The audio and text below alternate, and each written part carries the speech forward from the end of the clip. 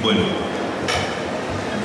muchísimas gracias por estar aquí, por supuesto al Trasnocho, a la librería El Buscón, a Catina, a todos los que hacen posible este gran centro cultural. Para nosotros siempre es un honor y un placer estar aquí, presentar libros y presentar lo que hacemos.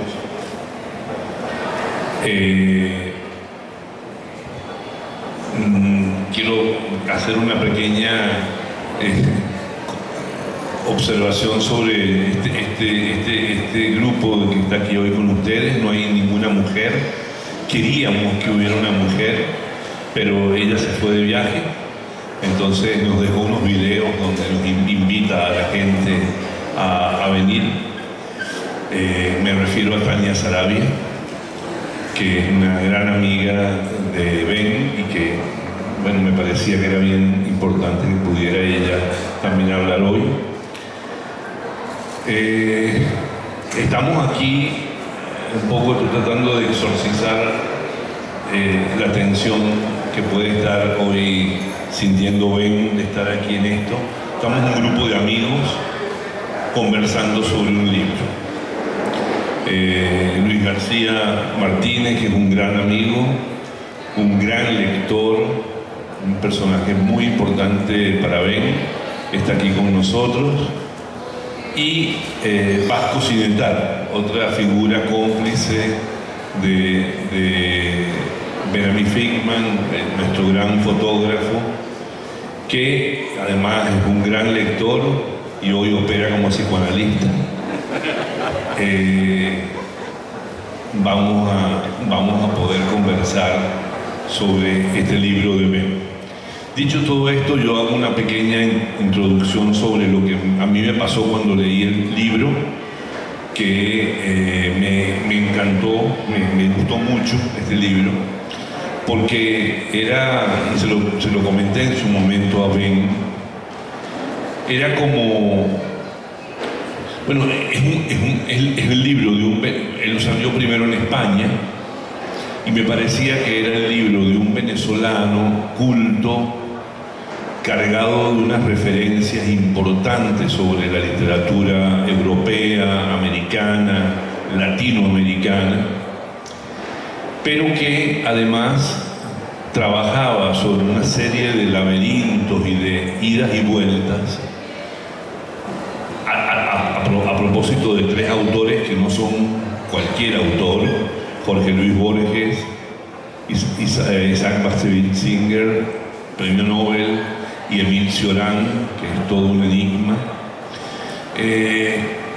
Y alrededor de ellos lo que termina por hacer Ben es mostrar su sorpresa frente a la posibilidad de tenerlos al frente, el temor que siente frente a ciertos instantes de esos encuentros, y también mostrar una serie de dificultades para poder haber entrevistado y haber conversado con ellos. Es un libro extraño, un raro espécimen en la bibliografía latinoamericana, no es de fácil descripción, pero justamente me parecía que hacía honor a Ben, a lo que uno conocía de Ben cuando leía las crónicas gastronómicas o cuando lo leía en la revista Exceso escribiendo sobre diferentes temas nacionales o historias familiares nacionales. En ese sentido, a mí me pareció que era un libro que teníamos que tener, además tenía que salir en Venezuela. Está pasando algo muy raro en el mundo hoy en día, que muchos autores venezolanos sacan libros en otras partes, y en el país que casi que sería como obligatorio que esos libros estuvieran, muchas veces no pueden estar. Y eso es una pena, porque nos privamos entonces de tener esos materiales aquí, porque a ustedes no tengo que decirles nada nuevo, el mercado se volvió pequeño, mucha gente se fue del país, gente lectora, y el campo de lectura se volvió muy pequeño. Y eso es terrible, porque eso hace que las editoriales no quieran pensar en Venezuela, las de afuera, a la hora de sacar los libros de aquí. Y en ese sentido, esto es como un territorio minado, peligrosísimo, y donde el único que se mete es Dávar o algunas que otras editoriales que nos acompañan. En ese sentido, bueno, para mí fue un honor poder contar con el libro de Ben-Amí. Fue una experiencia de verdad que la tomé como algo que debíamos llevar adelante y estamos muy contentos. Creo que además es un libro que le da mucho peso a nuestro catálogo, sale un poco de nuestra óptica política habitual y pues nos pone a dialogar sobre otros temas y sobre otras referencias. Yo ahora, ya dicho esto, no quiero alargarme demasiado, le voy a dar la palabra a Luis García Martínez para que él también haga un aporte desde su perspectiva sobre Ben y este libro, y luego también Vasco va a aportar su lectura y finalmente Ben va a desmentirnos a todos de lo que hemos dicho. Pero no se va a acabar ahí, sino que vamos a seguir conversando. Muchas gracias.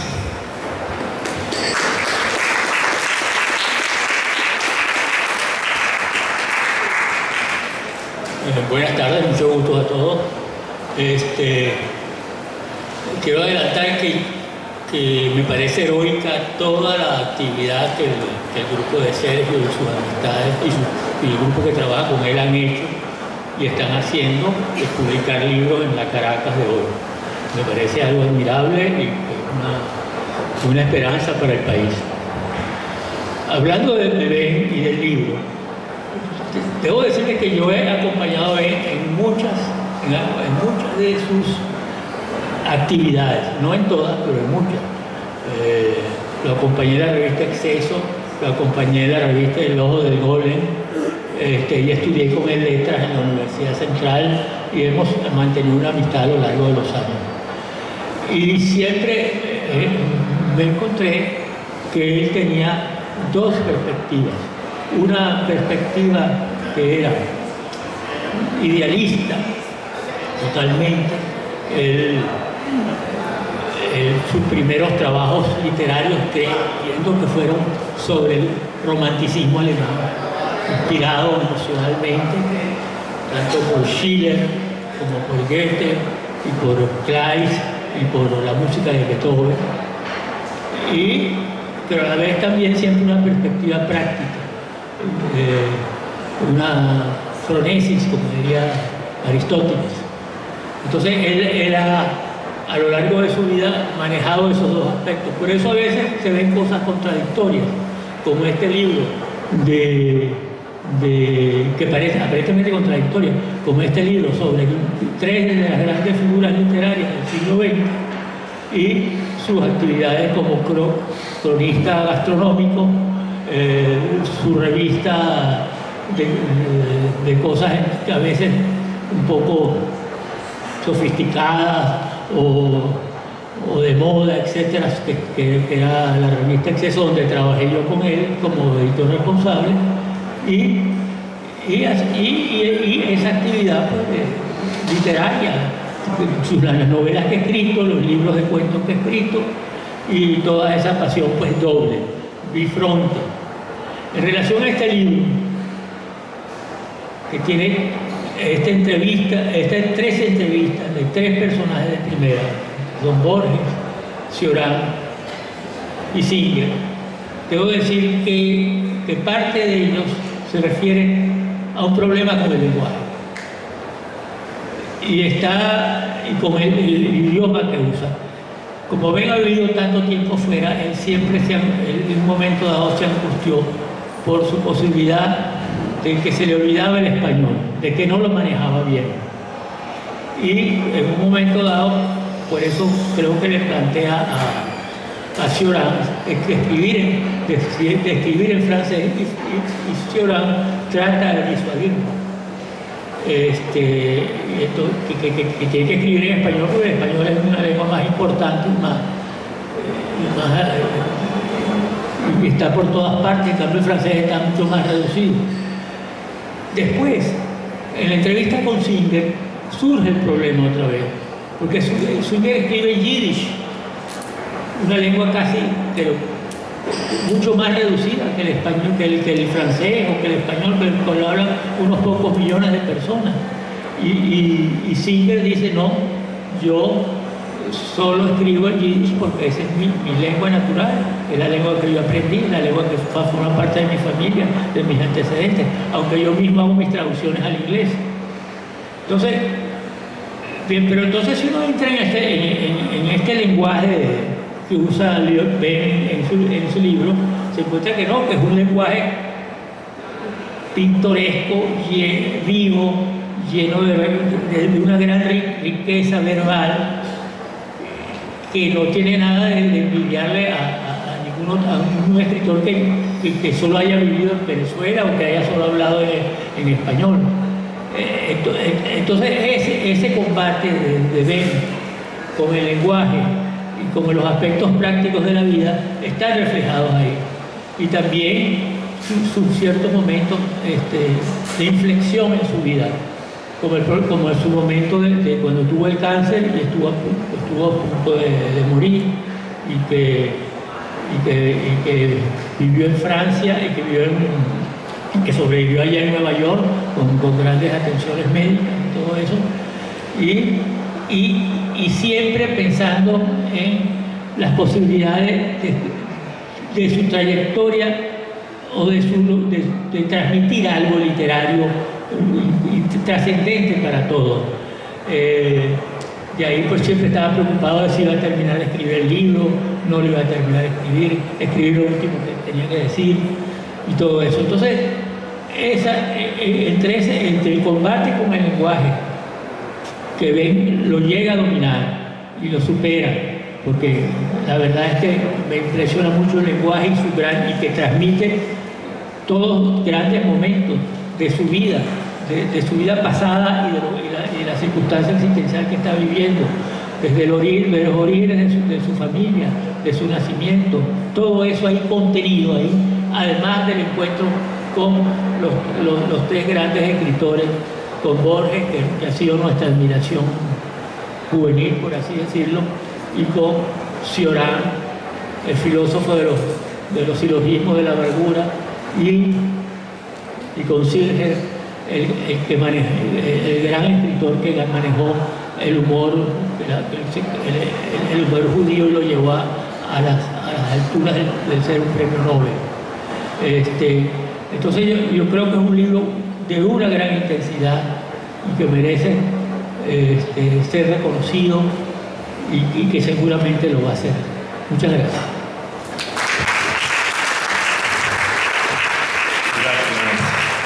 Muchas gracias, Luis. Vasco, ahora tú tienes el micrófono en la mano. Aló. Bueno, estoy sumamente feliz de estar aquí con Ben. Pégatelo. Ajá. Con Luis García y con Sergio Dávila. Yo he tenido la suerte de navegar, de caminar por el mundo con Benjamín desde muy joven. Éramos unos muchachos y la experiencia para mí de la relación con Ben ha sido muy importante a través de todo lo que nosotros hemos realizado. Me ha permitido a mí conocer un mundo desde una perspectiva sumamente particular. Yo estaba pensando cuando venía por acá que Ben ha andado siempre como con una corte de los milagros, unos personajes sumamente particulares. Pareciera que lo busca con lupa y los encuentra. Para comenzar, se ha buscado unos maestros extraordinarios unos segundos padres como Juan Sánchez Peláez, que marcó de alguna manera importante tu vida, Juan Sánchez. Pero quería decir algo sobre esta lectura que me tiene realmente sumamente conmovido y fascinado, que el libro de Ben entra en la larga tradición de los grandes diarios latinoamericanos. Pensaba en Rufino Blanco Fombona. Ben se sirve de Cioran y de estos personajes de Borges para contarnos no solamente la vida de él, sino la vida de la cultura de este país. Y nos permite ahora, que vivimos un país devastado, entender, por ejemplo, la experiencia del exilio cubano. Estando Ben muy joven en Nueva York, tuvo la suerte de conocer una serie de personajes, de intelectuales, de artistas que estaban en el exilio cubano. Era como una premonición de lo que nos iba a pasar a nosotros. Y le decía, por cierto, a un joven poeta que está aquí, lo invité especialmente, porque para conocer este país, que es un país devastado, leer el libro de Ben-Amí es una suerte, porque a través de su lectura podemos darnos cuenta de una manera íntima de lo que fue el país en sus momentos culturales, en su vida cotidiana. Bueno, es una experiencia única. A través de Ben, yo conocí a Cioran, me permitió ir a visitar a Cioran y bueno, hacerle unas fotos, o sea que parte de mi vida, vamos a decir, en ejercicio, la he construido a la sombra de Ben-Amí Fisma, cosa que le estoy muy agradecido.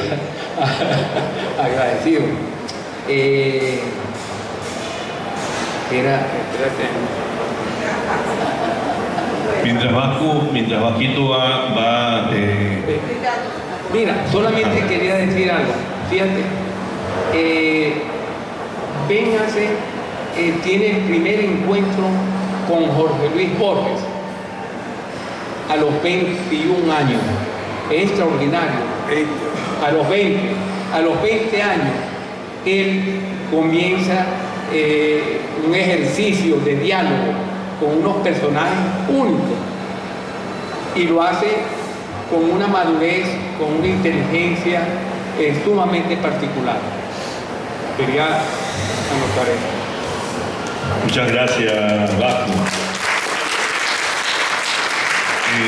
Antes de darle la palabra a Ben, quiero simplemente que, junto con las palabras de Luis y de Vasco, anotar que hay algo muy llamativo también en este libro, y es que, de alguna manera, en medio de esta devastación nacional, este libro muestra también lo que fuimos, muestra lo que fue capaz de las energías que fue capaz de reunir este país en momentos muy buenos, por diferentes cosas, por el cruce de invitados internacionales que tenía, por el acceso que había a cosas que en otros países eran muy complicados y que permitieron conformar una suerte de riqueza intelectual en cierto ámbito venezolano que fue muy importante. Hoy pareciera que no hubiéramos sido nada, pero no hay que olvidar que fuimos, y que fuimos cosas muy importantes que hacen que todavía sobrevivamos a pesar de esta situación. Simplemente lo quería decir porque para mí otra de las sorpresas al leer el libro es esto que acabo de mencionar, cómo muestra también a un país de donde venimos. Ven. Bueno, estoy agradecido por la presencia de todos ustedes, muchos de los cuales me conocen y yo los conocí hace años y son todavía mis amigos. Vine a Caracas de vuelta luego de 7 años de ausencia, porque en el año 2022 apareció en España el libro Casa Mayor. Tuvo el privilegio de compartir en las librerías más cotizadas, intelectualmente cotizadas de España, vitrinas con libros muy importantes, y eso me sobrecogió. Yo creo que en buena parte no era ni por el autor ni por la calidad del libro, sino por la calidad de los personajes representados, que en la portada de aquella edición se limitaba a Jorge Luis Borges, una foto de Jessy Fernández. Yo sentía un vacío en esa buena acogida que tuvo en España. Una reunión parecida a esta se realizó en el Café Comercial, que es un viejo café literario de Madrid, en donde había estado Antonio Machado y grandes nombres de la poesía y la literatura española. Yo me sentí muy halagado, pero algo faltaba, y es que este libro, si ustedes se fijan en el subtítulo, Casa Mayor, salir en la foto con Borges, Cioran, Alchevisinger o Piglia, solo puede ser entendida a cabalidad por un caraqueño, porque después de haberlo pensado y haberle puesto ese subtítulo al libro, me di cuenta que estaba pensando en Omar Lares. Omar Lares solía aparecer con celeridad en su columna, sin que lo que le hubiera dicho esa persona, Gina Lollobrigida o Fancho, fuera nada esencial ni importante, pero lo importante para él era mostrarse en público como ese personaje que él tuvo la oportunidad de saludar. Y luego, justamente en el libro, yo cuento un encuentro en Caracas con Jorge Luis Borges, que hubiera pasado prácticamente al olvido. Yo no lo he encontrado en ninguna de las biografías de Borges, en los recuentos que se hacen. La visita a Caracas en el año 81 hubiera desaparecido si Vasco Cimentar, que estaba en una reunión que se le hizo a Borges, después de que asistiera, porque él lo había pedido así, a unos toros coleados en el Club Cortigos. Y en ese momento se le ocurre a Vasco Cimentar hacerle una foto a Borges frente a un espejo. No solamente eso tiene su importancia porque los espejos y la cópula para Borges fueron un tema recurrente, sino porque Vasco apareció en la foto con Borges. Es decir, estamos de nuevo hablando del subtítulo que yo le puse al libro. Era una manera de reconocerse o de reconocerme yo mismo como caraqueño. Omar Lares, Vasco Cimentar, salir en la foto. Y no haber contado con un público caraqueño hubiera sido realmente una gran pérdida. Debo agradecerle a Editorial Dava que se le ocurriera hacer una edición venezolana. El editor español de Vipage le concedió los derechos, creo yo, sin ninguna, gratuitamente. que publicara los ejemplares que quisiera para Venezuela. Ahora bien, yo voy a quiero ser modesto y que no se interprete esto como una pedantería, pero en estos días, hablando del libro con otro grupo, yo tuve que prácticamente excusarme de que en un libro basado en las entrevistas que yo le hice a Borges, Cioran y Bashevis Singer, yo hablara de mí. Y en realidad yo no estoy hablando de mí en este libro, estoy hablando de las circunstancias que rodearon cada uno de esos encuentros y de lo que ocurrió en Caracas entre 1969 y 1981, en que Borges regresó a Caracas. Es como si yo cubriera una circunstancia muy amplia de tiempo y de espacio. Y efectivamente, en cada uno de esos capítulos, los mismos personajes importantes, que son Borges, Cioran y Bashevis Singer, cambian la perspectiva de su lectura. Y bueno, repito, sin Caracas ese libro no tendría ningún sentido. Y Caracas está reflejada allí de manera indirecta, porque vemos en el capítulo dedicado a Borges, por ejemplo, que cuando se me ocurre a mí intentar hacer esa entrevista, me doy cuenta que Borges en Venezuela no es un autor ni demasiado conocido y sobre todo nada apreciado por la intelectualidad de la época.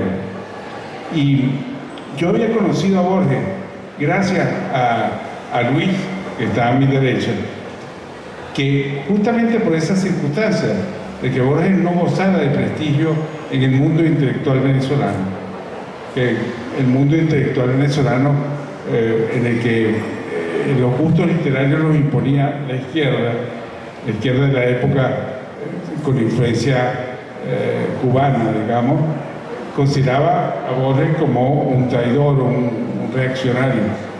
Y Luis, a quien conocí antes de entrar a la Universidad Central, había leído el Aleph, no en un libro de Borges, ni en un libro culto, sino eso que ahora llaman un libro de culto, un bestseller universal que se llamó, y fue muy popular en Venezuela en la época, El retorno de los brujos. Y el Aleph, el cuento de Borges, aparecía textualmente, el texto completo del cuento, en el libro de Pauwels y Berger. Eso demuestra hasta qué punto Borges se transformó en el lector venezolano. Unos pocos años después, Borges es una celebridad mundial y Venezuela entra en una especie de frenesí cultural. Se estrena el Teresa Carreño. Yo recuerdo que una reseña de Susana Rodker, que trabajaba en ese entonces en el Nacional, reseñaba la programación del Teresa Carreño en el año de su inauguración, que es el año en que viene Borges.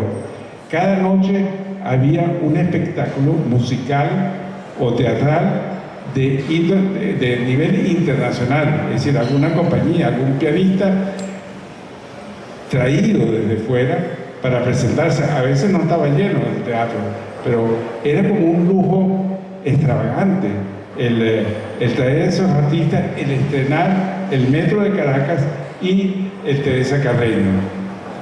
Y en ese año, que fue el año natalicio del Libertador, se le ocurrió a la Asociación Humboldt, si no me equivoco, invitar a Borges a Caracas. Es decir, traer a Borges a Caracas en ese momento, ese desconocido del año 65, del que yo hablaba hace un momento, que conocían los que habían leído El retorno de los brujos, pero se despreciaban en Chicken Bar, en Sabana Grande o en la Universidad Central.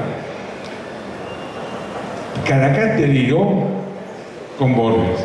Era traerse lo mismo que se traía a un gran pianista o que se importaba el champán de cristal y se bebía a mares, traer a uno de los escritores más importantes del mundo y mostrárselo al público caraqueño. Él estuvo, por supuesto, hasta en el programa de Sofía, de Carlos y Sofía. Borges, que siempre fue malintencionado en responder a las invitaciones. Quiero decir, Borges actuaba siempre con sentido de humor. Le puso como condición a la Asociación Humboldt que para aceptar la invitación de venir a Venezuela, un país que para él probablemente se reducía a las lecturas de la autobiografía de Páez, a la guerra de independencia y quizás a la lectura de alguna novela de Gallegos. Puso como condición para ir a ese borroso lugar el que le montaran unos toros coleados, porque él, en la autobiografía de Páez él había leído había leído la descripción de esa extraña costumbre del campo venezolano y colombiano, y la Asociación Humboldt se las arregló para organizar unos toros coleados en unos cortijos. Y hay unas fotos de Borges, Borges con su mujer, pues, en ese entonces no estaba casado con ella, pero era su acompañante, María Kodama, en la manga de coleo de los cortijos. Borges era ciego, estaba ciego en ese momento, y había que narrarle lo que estaba ocurriendo en la manga. Bueno, efectivamente, Caracas se había transformado en muy pocos años. Por eso hablo de circunstancias de tiempo y de espacio. Había pasado quizás de ser una ciudad relativamente amable y aldeana a ser una ciudad cosmopolita. Yo recuerdo que en esos años no solamente eran los espectáculos de Teresa Carreño y el lujo del metro francés, sino que en los kioscos de Sabana Grande uno encontraba la prensa del mundo entero, del país, de España, toda la prensa del sur, porque ese cosmopolitismo venezolano, en la superficie al menos, lo había alimentado la inmigración del cono sur, cuando las dictaduras.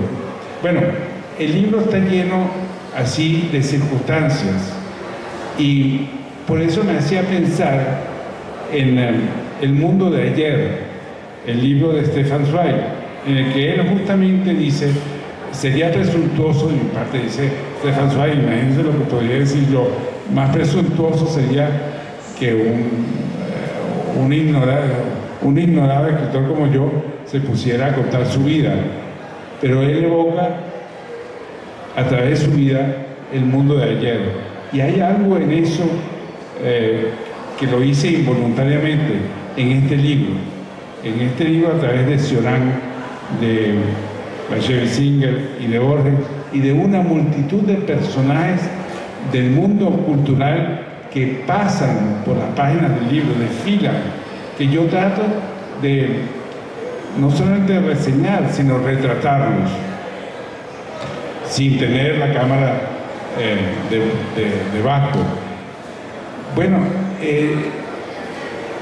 este libro en parte es el mundo de ayer visto por Ben Friedman, ese mundo de ayer de la segunda mitad del siglo XX de un caraqueño. Y es un libro al mismo tiempo de aventuras. Justamente Tania Sarabia, que la evocaron aquí, ha hecho, creo que, promoción del libro hablando de dinosaurios. Es decir, que Borges, Cioran, Bashevis Singer son dinosaurios. Y me hizo pensar que uno es un libro de aventura, pero que además he debido llamarlo quizá Jurassic Park. Y considerarme yo ya no Stefan Zweig, sino Steven Spielberg.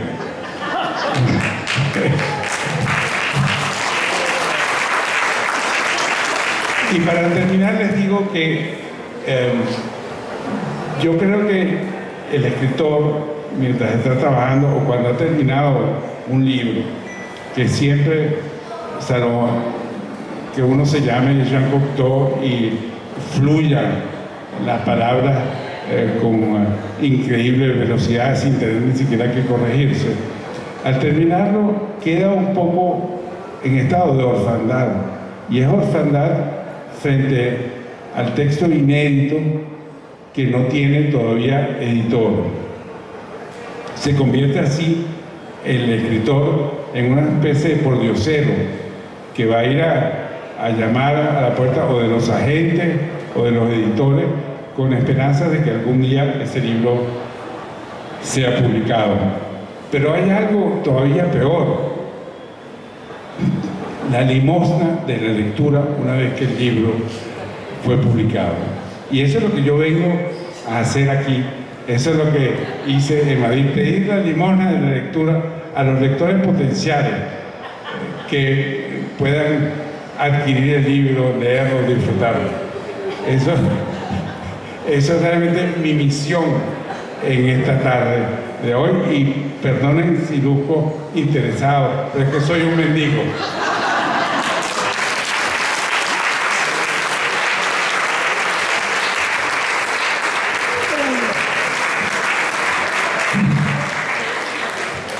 Yo no sabía que Tania iba a estar aquí, pero resulta que aquí está. Entonces le invito a que se acerque y que diga unas palabras.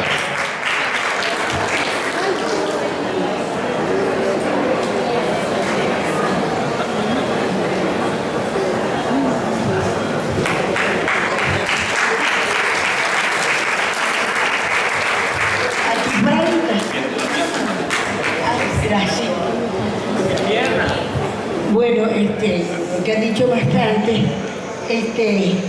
yo quiero hablarles de Ben. Ben es un ser que lo carga uno en un hilo, porque siempre está enfermo, a punto de morirse. Entonces, esto es una mire, yo digo, ay Dios mío, él es judío, pero él es buena persona. Yo sé que Jesús no pertenece a ese mundo, Jesucito, pero él es bueno, ama la caridad. Ay, necesita del baile, yo le pido a mi santo. ¿Entiendes? Pero él es buena gente, le ayuda a los demás cuando puede. También tiene su momento. Él no es simpático. Aquí lo ven a él, ahí ahorita está como un paraguas feliz, pero él es antipático. Todo el mundo, ¿tú eres amiga de Ben? Sí. Ay, pero ¿cómo se te ocurre? ¿Qué hombre tan antipático? No saluda, voltea los ojos, te mira con rabia. Yo no tengo la culpa, mi amor, pero es que él es así, él nació así, yo no sé qué le hicieron, ¿no? Entonces, pero escribe, a veces escribe que yo no entiendo, honestamente, te lo digo. Yo tampoco, no, tampoco. Pero menos mal que está toda entrevista, una gente impresionante, yo no sé, es una aventura, de verdad. Él es, de verdad, tiene una tenacidad. Bueno, él y Cristóbal Colón, que lanzaron un camión de bola, ¿entiendes? Para llegar. Porque tú sabes lo que es ese que coge temas, él coge temas, así como Colón que le cogió temas, que quería ver una. Y la pobre reina tuvo que empeñar una joya para darle así, para salir ese italiano, fastidioso.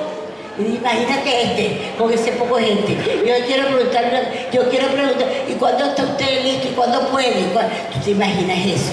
Bueno, entonces yo lo admiro por eso, por esa tenacidad. Ay, lo único que no me gusta es que lo único que yo pienso todo el tiempo, lo llamo o no, estará enfermo o no. Ay, eso siempre me angustia. Y cuando él me escribe, ay, coño, estará bien. Me escribió bien, déjame ver qué dice. Porque de verdad que angustia ser amiga de él, porque es demasiado. Pero desde ahorita, desde que estaba joven, está enfermo. Tenía jovencito, se quemó, chiquito, niño se quemó. Y por ahí empezó un poco de tragedia que ya pasaron.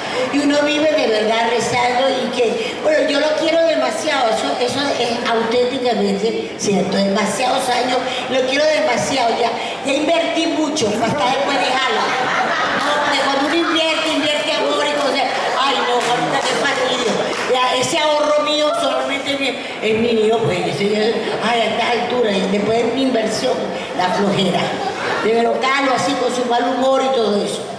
Y él me enseñó a poquito, a comer, con las cosas buenas, las cosas malas, que no se come, que sí se come. Eso es horrible, eso es malo, eso es también de la cosa del buen gusto. Tiene, pero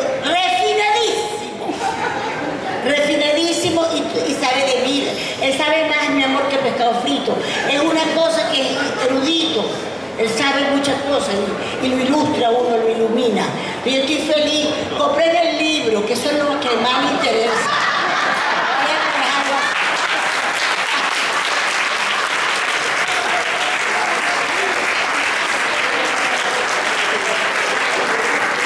Bueno, tengo que aclarar que Ben era antipático, muy antipático, en su juventud. Pero después vino la dulce Francia. Y Ben cambió totalmente, es un caballero, un señor, adquirió buenas maneras, un poco aristocráticas tal vez, pero se sabe comportar muy bien, muy buenas maneras, nada de eso de antipático que era cuando joven. También quiero decir que eso de que comparen a Borges y a Singer y a Cioran con dinosaurios, bueno, tiene algún valor la metáfora, pero ellos no han desaparecido porque ellos se escribieron, no solamente dejaron sus huesos, sino dejaron sus pensamientos, sus ideas y toda esa bellos personajes imaginarios o reales que lograron plasmar en su obra. Y esa es la gran labor de la escritura.